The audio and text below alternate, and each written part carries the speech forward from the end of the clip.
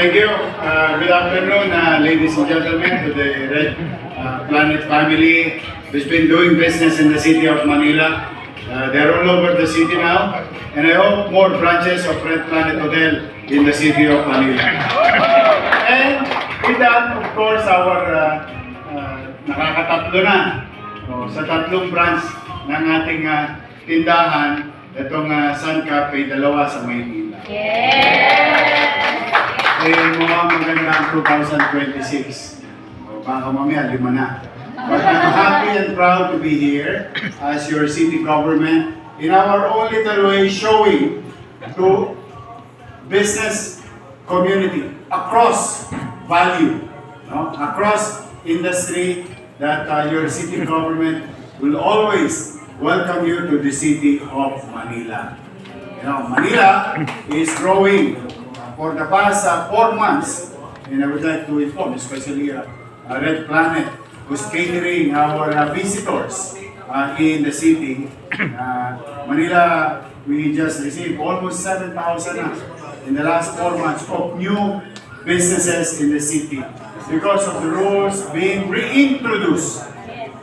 It was introduced, that kind of policy, in 2019 and 2022. But it was removed or changed nung mga nakaraang taon. So we went back and put back the policy of ease of doing business in the city. And with that, the market, the business community reacted positively. So that's why we are very excited that if at the rate we're going, there will be more foot traffic in the city of Manila. More foot traffic, more business, more jobs for the people of Manila. And that is our goal. In line with our direction, in our commitment. In the next 10 years, in the city of Manila, your city government will continue to invest in MBN, on NBN.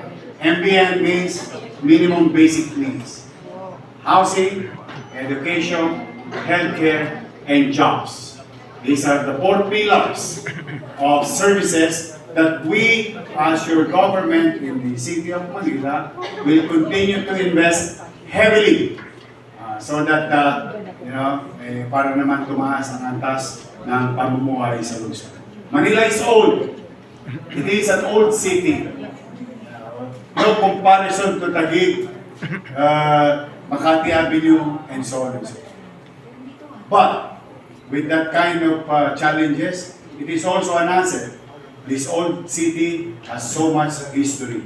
And with history, we have so much story to tell. Like in the case of where we are right now. This is the first and largest Filipino-Chinese community in the world. This is China. 1 block away, you have the first in the world outside of Hong Kong. The first Hong Kong Shanghai Bank branch headquarters outside of Hong Kong. And that was what we all know, 1919 Cafe. That 1919 Cafe used to be HSBC. In 1919, the word itself, the restaurant itself. So, kaya marami tayong yaman. Ang yaman natin ay kasaysayan. Bagamat tayo'y luma, pero ang trabaho ng gobyerno ay gawin itong maaliwalas. Maaliwalas at panatag ang pamumuhay.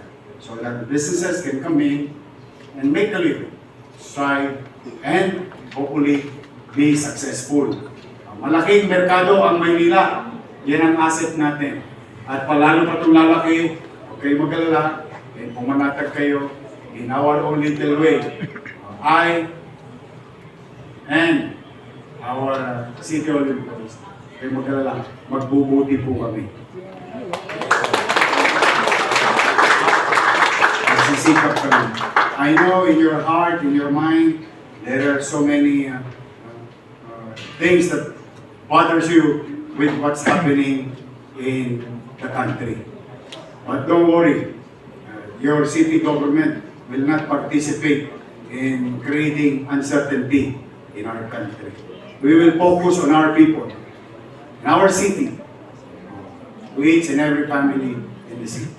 Kaya itong aming pagpapakita dito ay paraan, maliit namin paraan, ang pagpapakita ng suporta.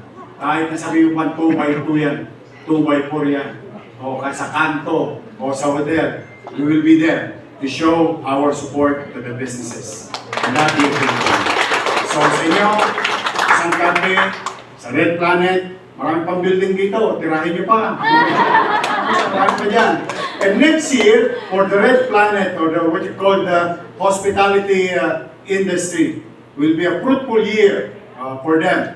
Because your country, our country, the Philippines, and our city will be hosting ASEAN. So there will be more and more opportunity for every businesses across industry, no? Kaya maggaya kayo na maggaya, maghanap pa kayo ng mga lugar dyan, maghanap buhay kayo. No harm or disturbance will come to you from the city government. That I guarantee.